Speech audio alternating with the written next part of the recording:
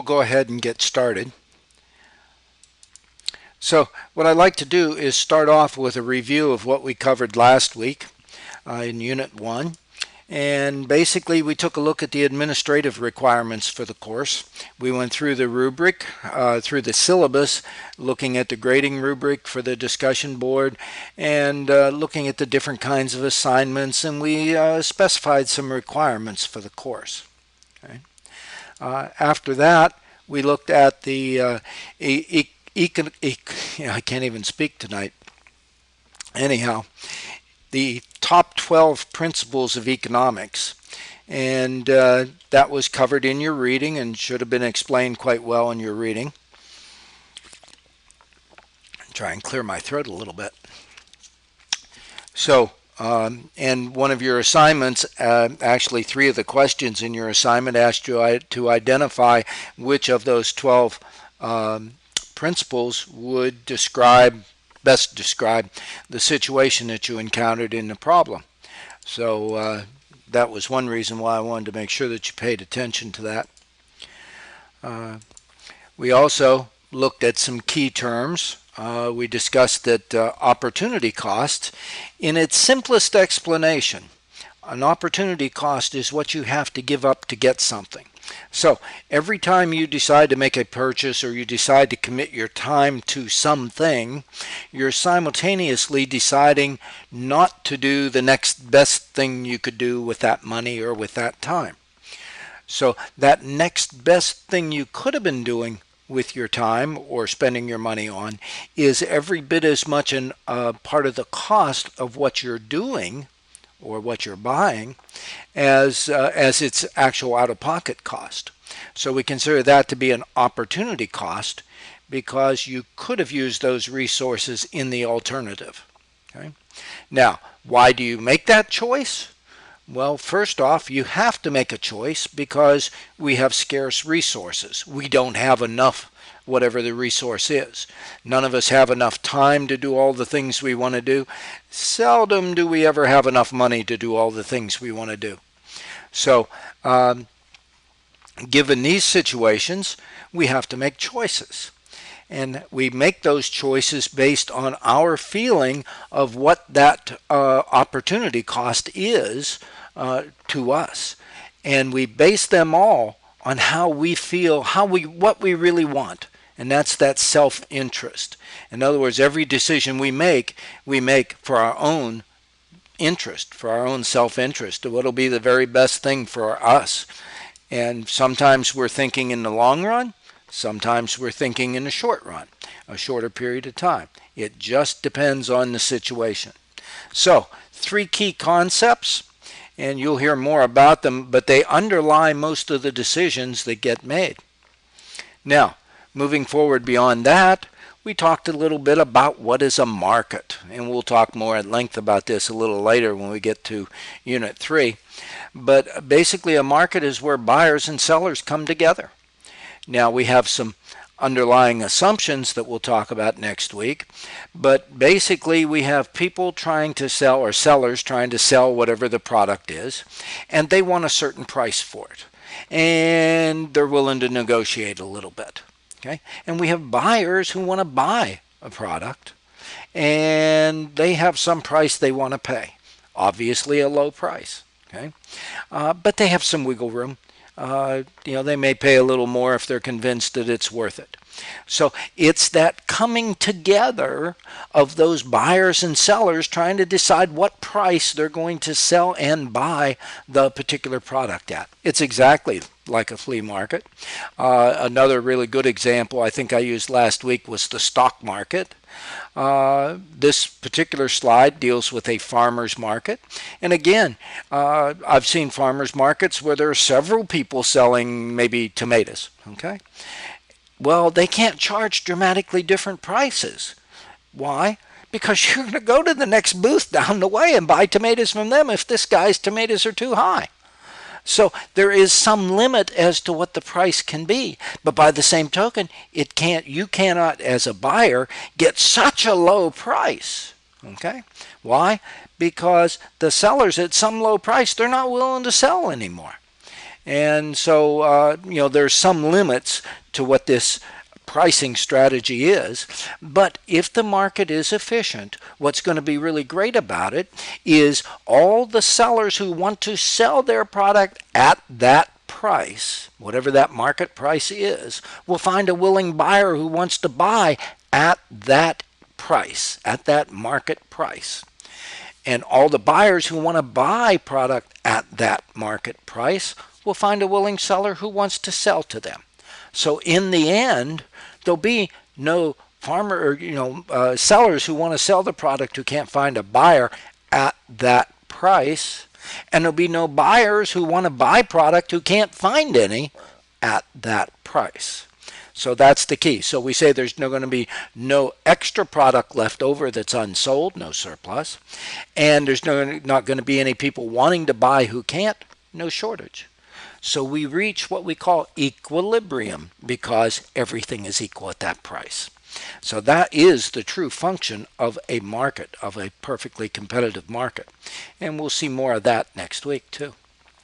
So another key concept that we dealt with was what we call marginal analysis.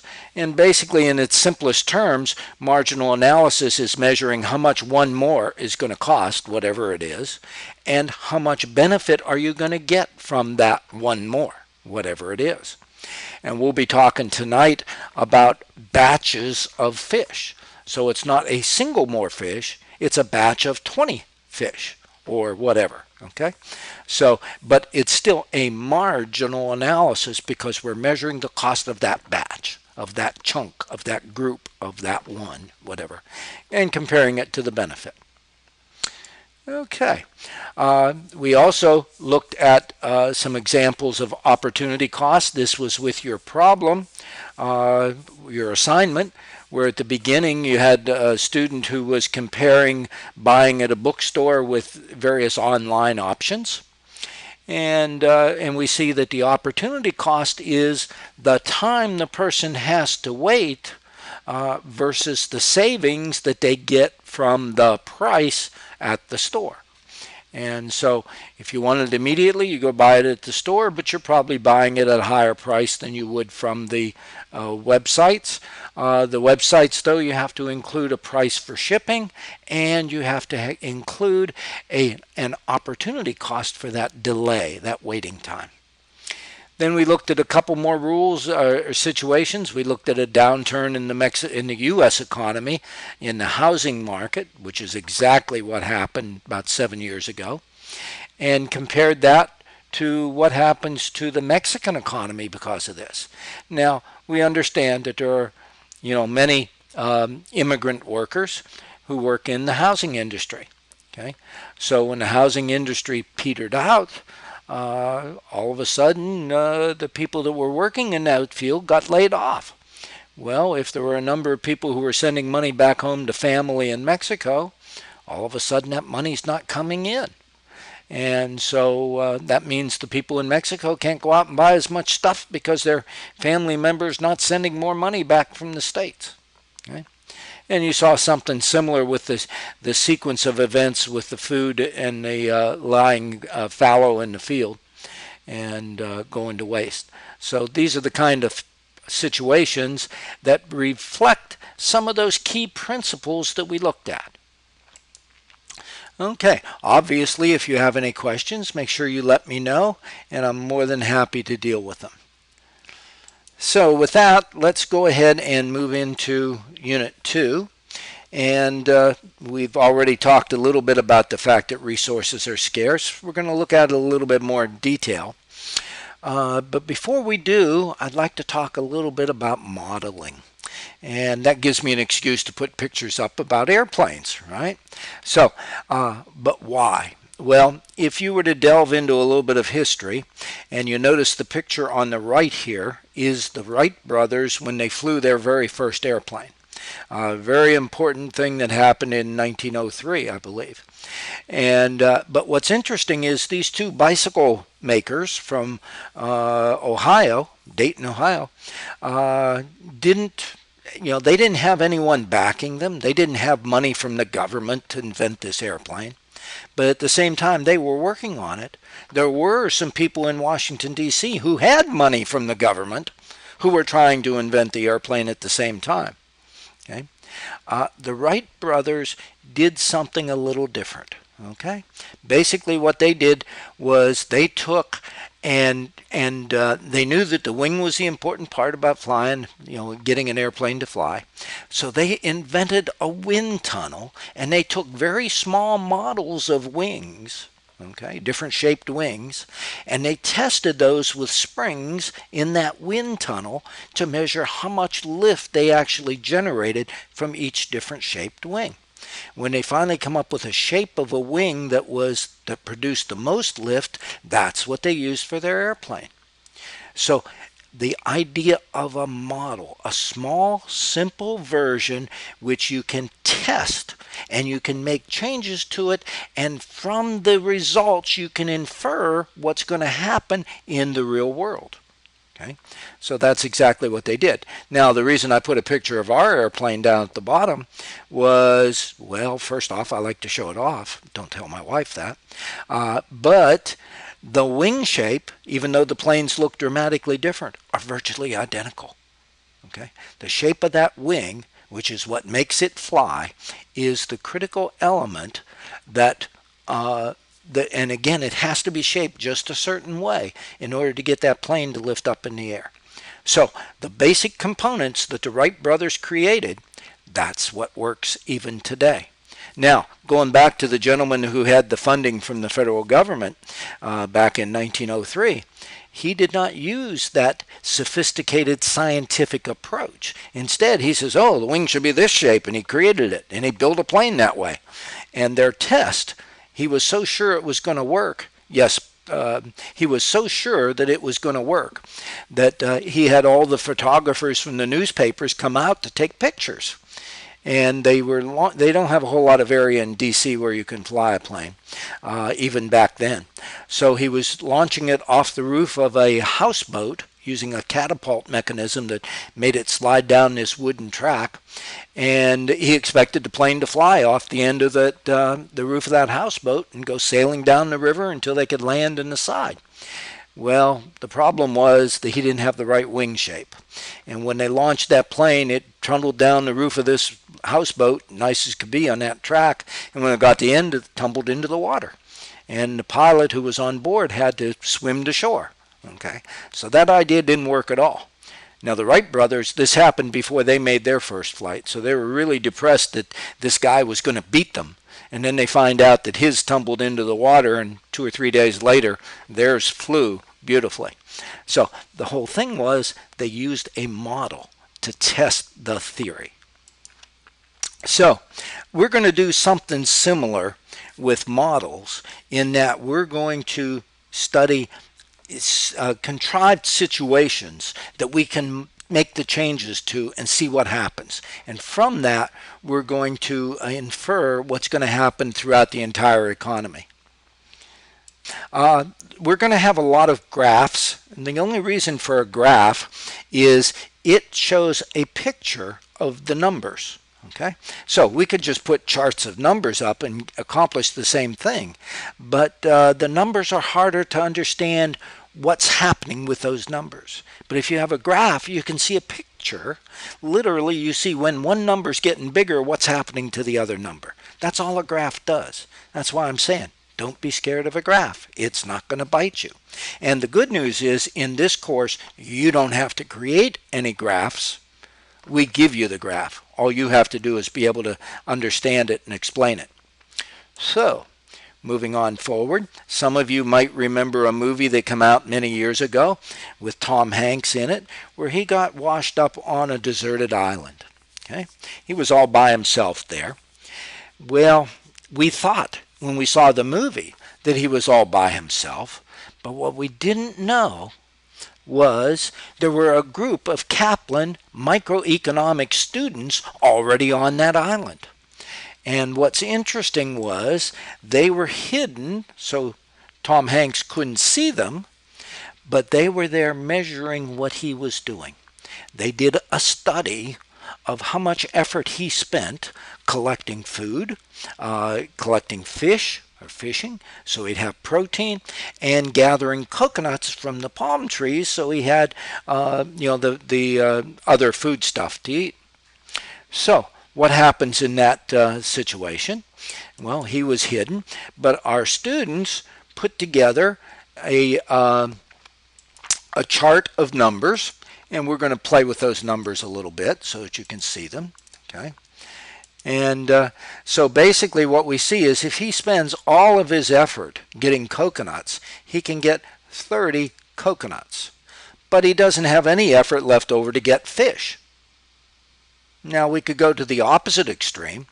We could have him spending all of his effort getting fish. Well, in that case, he could get 40 fish, but he wouldn't have any effort left over to get coconuts. So we can plot those points. So we get this point plotted up here, which is 0 fish and 30 coconuts. And we get this one plotted down here, the red dot, which would be 40 fish and no coconuts. Now, we can do the same thing with the middle ones. If he gets some fish, he could get 10 fish, and he'd have enough energy left over to get 28 coconuts. Or he could spend enough energy to get 20 fish, and he'd have enough for 25 coconuts. And then our last entry is 30 and 20. Okay, so you see how what we've done is we've evaluated all the different times he went fishing, all the different times he collected coconuts, how much effort did he have available. Now, Tom only has so many hours in a day to get food, and yet he needs as much food as he can get so he can survive. So we ended up creating this curve, which we call a production possibility frontier. You'll read about it in your reading. Okay. Basically what it means, production, how much can he produce? Possibility, what is the most possible that he can do? So we know he's producing something, and what is the most he can do. And then it's a frontier because you can't get out here. Okay, he can't produce out there given the resources he has. So the very most he can do is along that curve, but he could do any combination along that curve, not just the ones that we saw. Okay, so that tells us something. Now, so we've defined what this is, a production possibility frontier. We know where we got the data from. Okay, now, moving on a little further, what can we learn about this? Well, could he produce down in this area? Here in this case, 10 coconuts and 10 fish and 15 coconuts. Could he do that? Well, yes, he could, but he's not using all of his effort. He's producing less, and he would not have enough to live on. So he needs enough to live on. He's got to be producing the most he can. Okay, so he would have wasted effort. It would be very inefficient, definitely. Okay, but it would be doable. Now, as a matter of fact, possible but not efficient. That's the definition of any situation in that yellow area. Now, what about out here beyond the yellow area? Out here. Well, could he produce a combination of 30 fish and 30 coconuts? Well, we just said earlier, no. Why? Because he's using all of his resources just to get to the line. So, there's not enough resources to get beyond that area, beyond that production possibility frontier curve. Okay. So, we've defined that we cannot function out there because we don't have enough resources. As a matter of fact, that's probably what the next slide says. And it does. It says not possible because there's not enough resources. Okay. So, now, one thing I should mention. You say this is a pretty contrived situation, this make-believe about Tom on an island, only producing coconuts and fish. This is very contrived. It's not real life. How are we going to learn anything about this? Well, interestingly enough, that curved area, if I back up, this curved area right here, if we think of an entire country, its economy, that represents the most of everything that country can produce. Okay? And you can imagine a situation, okay, where perhaps, well, I'll cover that in a few minutes. Hold on to that thought. Just suffice to say that we're going to infer from this some things about the entire economy. Okay, moving on a little further, we covered that. So a couple other things we can see from this. Okay, we know that we have 30 coconuts and 0 fish. This time I circled them in green. Okay, now we could get a batch of fish. So Tom could spend some time getting a batch of fish. Okay, and he could get 20 of those fish. But he doesn't have enough time left to go get all the coconuts that he was getting before. So here he is. Now the most he can get is 25 coconuts. So the question becomes, how many coconuts did he have to give up to get the first batch of 20 fish? So as we see, if he doesn't get any fish, he gets 30. If he gets 20 fish, he gets 25. He had to lose or give up 5 coconuts in order to get 20 fish. That 5 coconuts was the marginal opportunity cost of the first batch of fish. Okay. Now, let's go a little further and get rid of my scribbling. Okay. Matter of fact, the next bracket, I have it in brackets, so I guess I shouldn't jump ahead. Okay, now what happens if we want another batch of 20 fish? What does Tom have to do? Well, this time, if he wants to jump from 20 fish to 40 fish, he has to give up all of his coconuts. So what was the marginal cost of the second batch of fish? Well, he's going to go from 25 to 0. Looks to me like it's the additional or the marginal cost of the second batch of fish is 25 coconuts.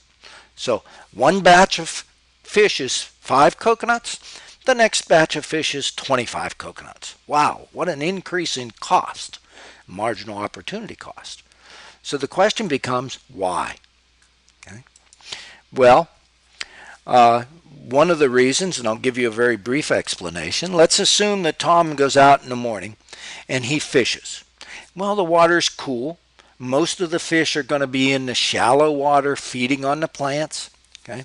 So if he's standing near the shallow water, he can throw his line out and there's a lot of fish. And in all likelihood, one of them is going to bite on his line. So he's going to get that fish pretty easily, and probably the second one and the third one. So we can get that first batch of 20 fish pretty easily. But the longer and longer he stands there fishing, the warmer it's going to get. The sun's going to get up higher. It's going to heat that water, that shallow water.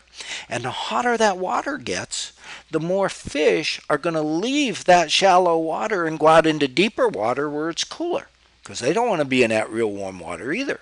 Okay, so there's going to be fewer and fewer and fewer fish in the shallow water feeding. So now when Tom throws his line out, he has to wait longer and longer and longer for one more fish to bite. Okay, so by the time he gets his second batch of 20 fish, he's used up all his time. There is no time left to go get coconuts. Okay, so it makes sense that here we have increasing marginal opportunity costs. Okay? So the marginal opportunity cost went from 5 coconuts to 25 coconuts, but the batch of fish is exactly the same. Okay? So one batch of fish, 5 coconuts, next batch of fish, 25 coconuts. Now, if you were asked the question, if you had to make a similar computation and you found out that one batch had a small number and the other batch had a big number, what would you know? Well, you would know that you had increasing marginal opportunity costs.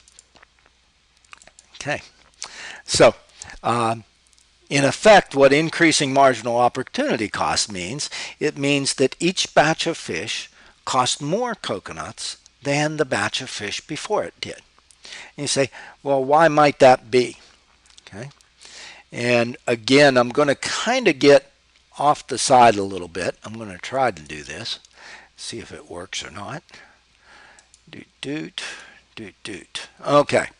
Let's assume for a minute that we have a farm. Well, first off, let's assume that we have we'll do it this way. That we have a farm, and part of the farm is on a hillside, and part of it is down in the flat area. Okay? Now, we're going to grow two things. Okay? We're going to grow corn, and down here, we're going to grow rows and rows of corn. Okay? And I realize I'm not much of an artist, but corn grows really, really easily down here in the flatland. Okay? And I don't know if I can make this look like a hill or not. Let's see if I can do that. Okay, so down in the flatland, we're going to grow corn. Now, in the hillside, our hillside is really best at growing potatoes. Okay? So we can really grow a lot of potatoes on that hillside. So the resources of the hillside are best used for potatoes. The resources of the flatland are best used for corn. Now, what do we use corn for? Goodness, we use corn for all kinds of things, right? And so some farmers would like to grow a lot more corn.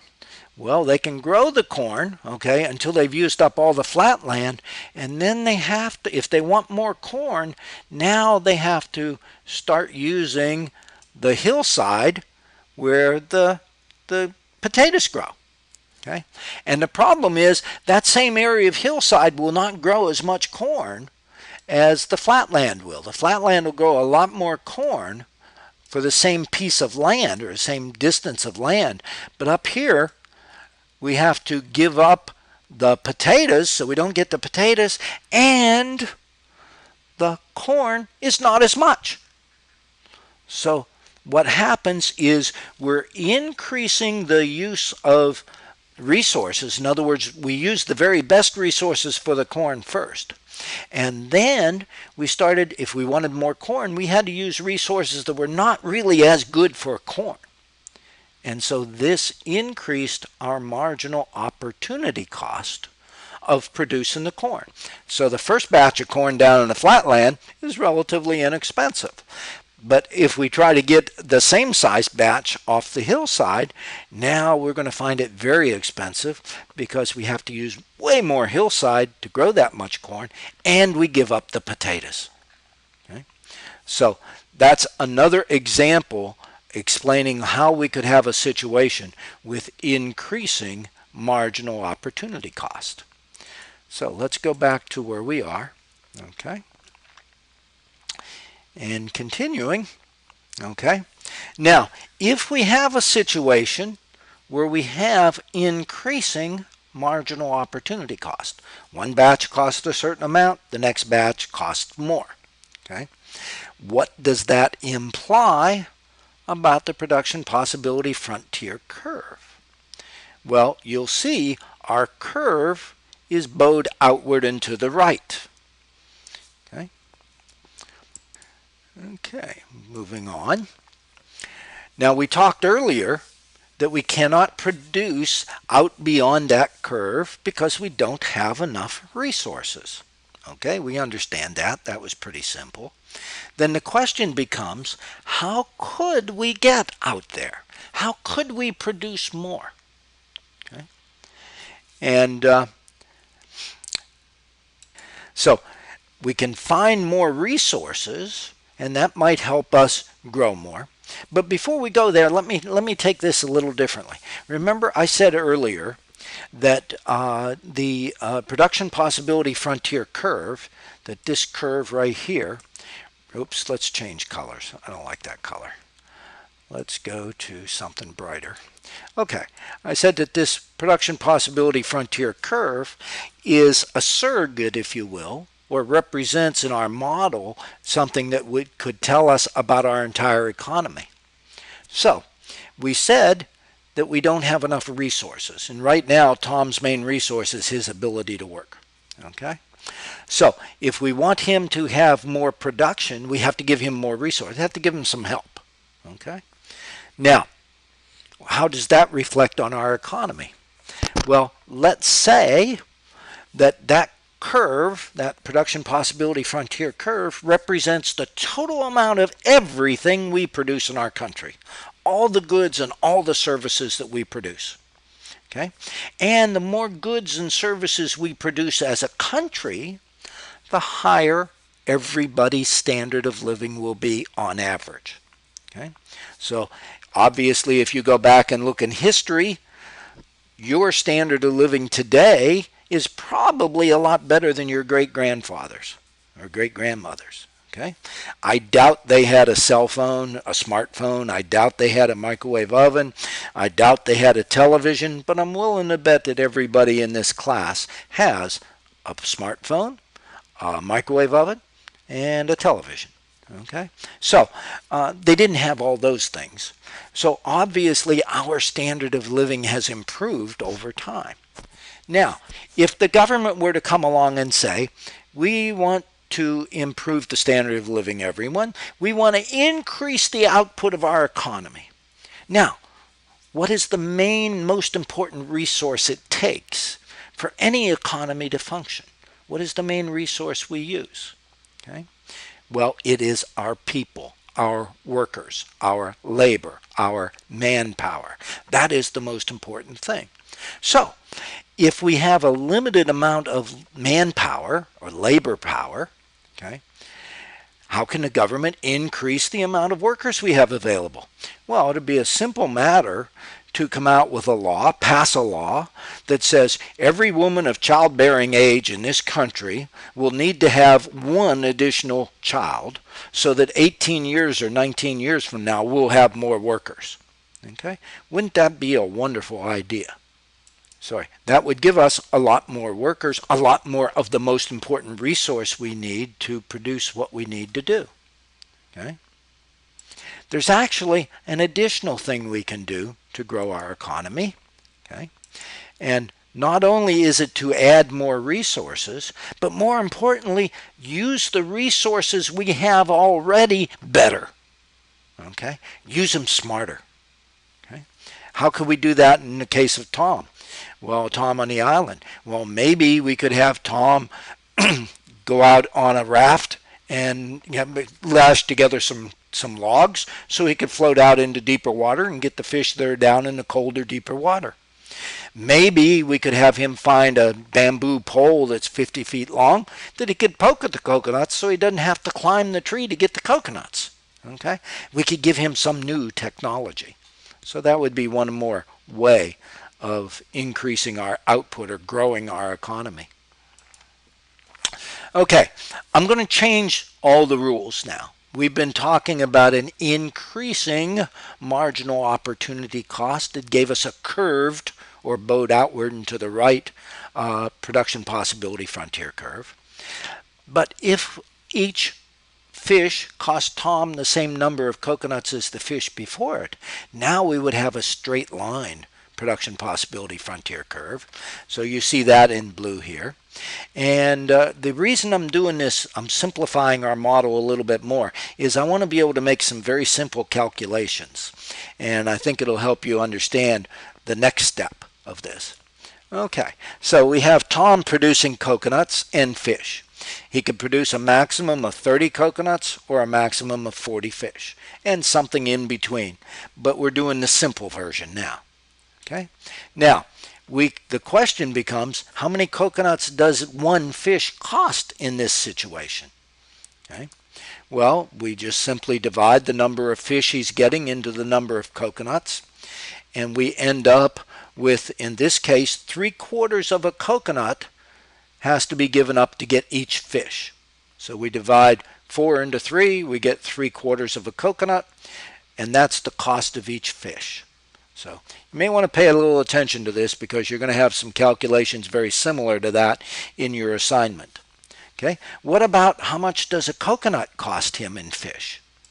Well, if we do the same thing in reverse, this time we're going to divide coconuts into fish, and we're going to find that each coconut, Tom has to give up 1 1/3 fish.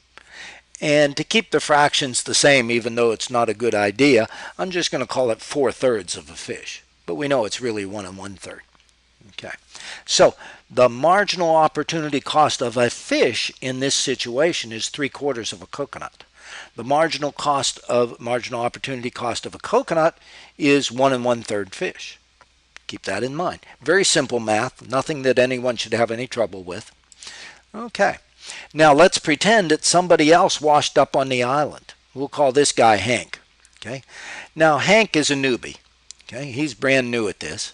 Tom is obviously much better. He's experienced. He could get a maximum of 30 coconuts or a maximum of 40 fish, but Hank isn't nearly as good.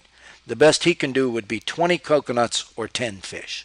So he's not nearly as good as Tom is. Okay.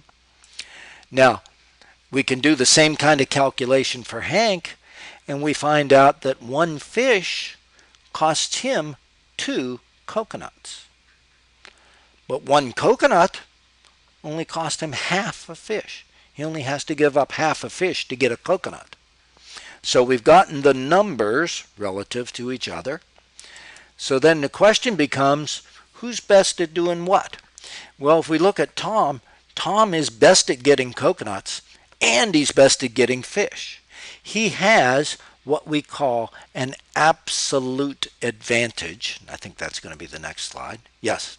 He has an absolute advantage. That just means he can do the most of each. He has an absolute advantage in coconuts. He can do more coconuts than Hank can.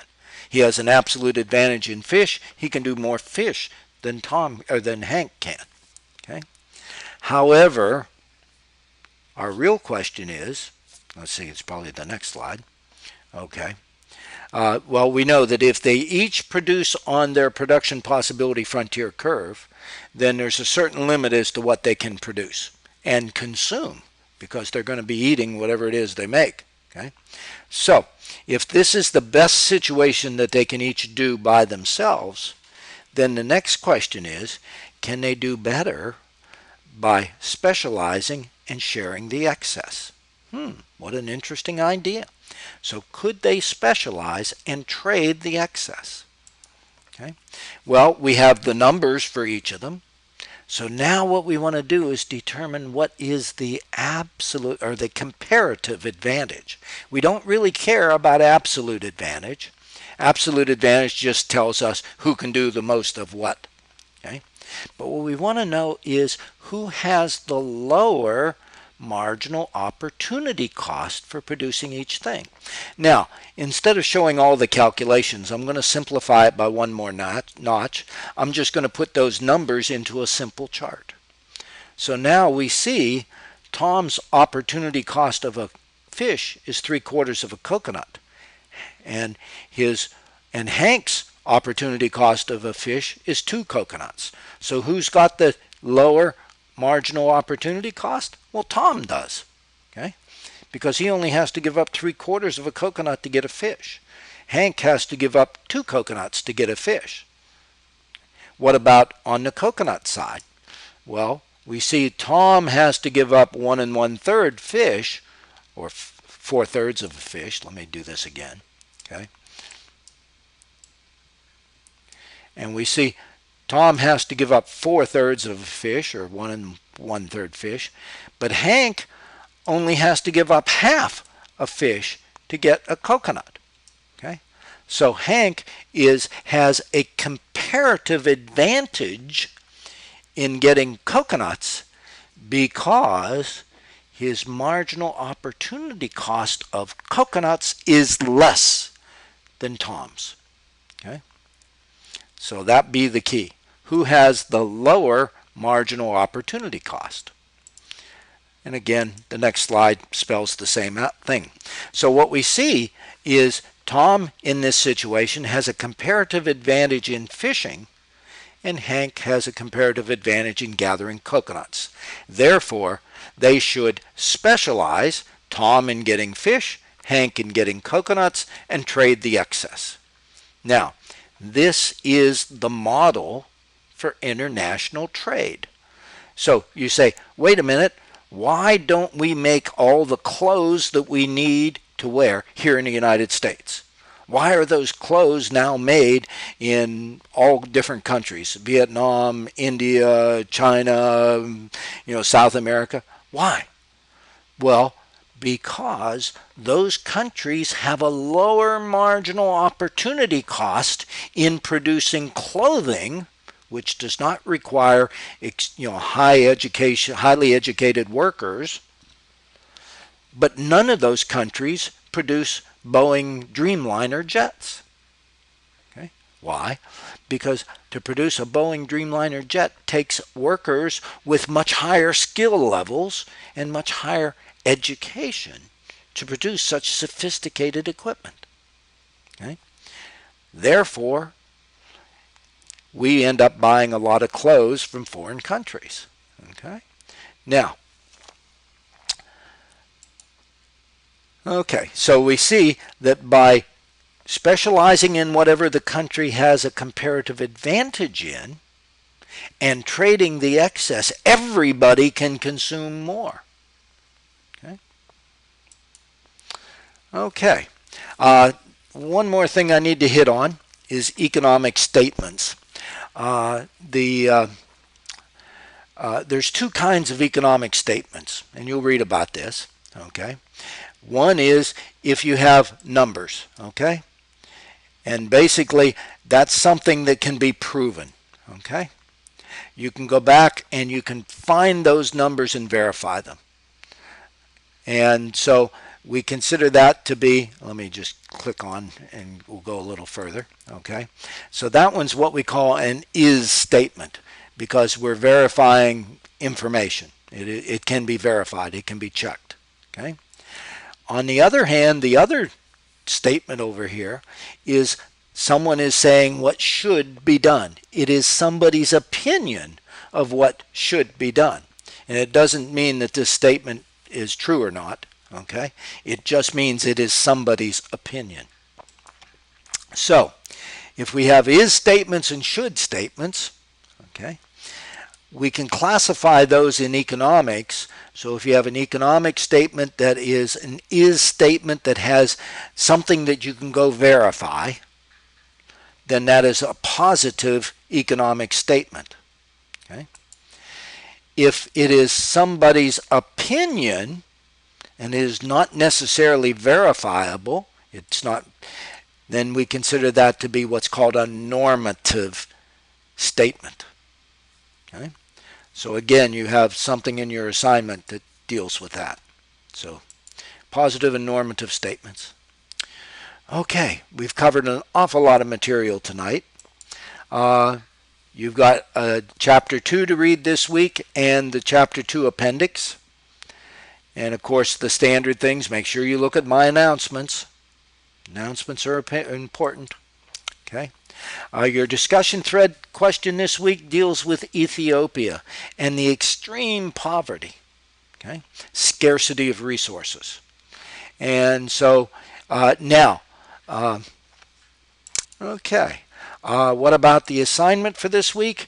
Your assignment has some questions about positive and normative economic statements. Actually, it's one question that has 3 statements in it, and you're supposed to tell us whether they are positive statements or normative statements.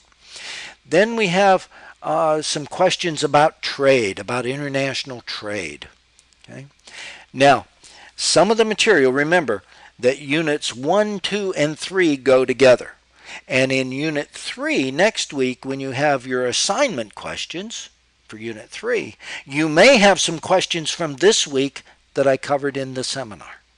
Okay? So just because I mentioned something in the seminar and you don't see it reflected in this particular assignment doesn't mean you won't see it next week in Unit 3. Okay, the other question deals with clothing produced in Asia and what's going to happen to prices. And it's interesting to think about that. If we were to eliminate the clothes coming in from foreign countries, Yeah, that would probably get some people here jobs that don't have jobs now. But what's it going to do to the price of clothing? Something to think about. Uh, the last couple questions deal with comparative advantage. Oh, I shouldn't say the last couple. One of the questions, I think it's question 3, deals with comparative advantage, and you're looking at spaghetti and meatballs. And you're going to make calculations very similar to what I just made. So you may want to download the slides and go look at those 2 slides or 3 slides where I did the calculations. So you can do similar calculations. Then the final question has dealing with China and United States clothing versus airplanes. Remember, if we're talking about absolute advantage, it has nothing to do with trade. You cannot tell from what countries are trading whether or not they have an absolute advantage in that particular thing. Okay? But they're only going to trade things they have a comparative advantage in. Okay, so you know how to contact me. Don't be afraid to get a hold of me. I'm here to help you. And with that, I want to thank you all very much for coming tonight. We finished just a minute or 2 early. And so I'm more than happy to answer any questions, but I will see you in the discussions this week, and I'll see you in next week's seminar.